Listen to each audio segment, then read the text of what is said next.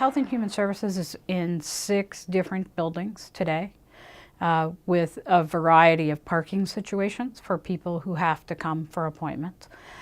It's really challenging. And they're crammed into small spaces or disorganized in large spaces with a bunch of people. And so the opportunity to bring people to one place is really a huge gift. I had the privilege of talking to clients from all of the different departments that Health and Human Services delivers on. So disability services, mental health, public health, WIC, a large variety of folks who had the chance. I got to meet them where they were. I met someone at Starbucks. I grocery shopped with some moms. I met people in their own homes, people who live in wheelchairs, large motorized chairs. I got to go for a walk with them and be with them as they tried to maneuver through community. So for me, it was an incredible learning experience of my own and a privilege. But I think we got a lot of great data on how to deliver services in a better way. I went for a walk with Morgan and his sister. And they also came here to the United Way to visit. And we rearranged our office because of their visit. When you travel with your own furniture, it's complicated. They ask for things like rounded hallways because square hallways are really hard to maneuver around. They have to back up and go forward and back up and go forward and do it repeated times. Very few of our conference room tables or desks are the right height for people in motorized chairs. And they ask, could you have a table that I can roll up to when we're talking about me? And that was particularly profound for me, to think that you would have to discuss your own case apart from everyone else who's already talking about you while you're right there.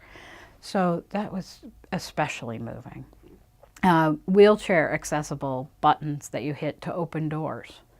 They're often designed and put outside buildings for the person who's walking with the person in the chair. They're not really easy to reach if you're in the chair. That seemed rather staggering to me. So I was very moved by those visits. I was really moved by grocery shopping and how challenging that is, and a lot of the social pressure around presenting WIC vouchers. I learned a lot about dads who also get WIC vouchers, and WIC stands for Women, Infant, Child. But dads who have primary custody of their kids who need assistance are eligible. And we had one man in our community who went to the grocery store and the clerk said, "You're not eligible to use these." Well, he is. But it's horrible to be in line and have that happen. So for me, it was really an overall learning. But are there things we can do better to deliver services and be clear with people and make it more comfortable? Absolutely. Learned a lot from mental health patients who said, please don't have the chairs all connect to each other and make us so close together. That makes sense. People need a little bit of space. So I learned from every single person I had the privilege of talking to. So where we are now is the floor's being designed in terms of laid out, and people are interacting and asking questions. There are regular meetings of key staff, an implementation team, to say this is what it may look like, what do you think? And then they retool it. The leadership has been incredibly open to making sure and understanding we really just have one chance to do this right.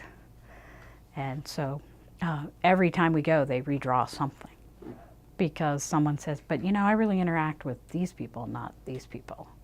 And then they move it around.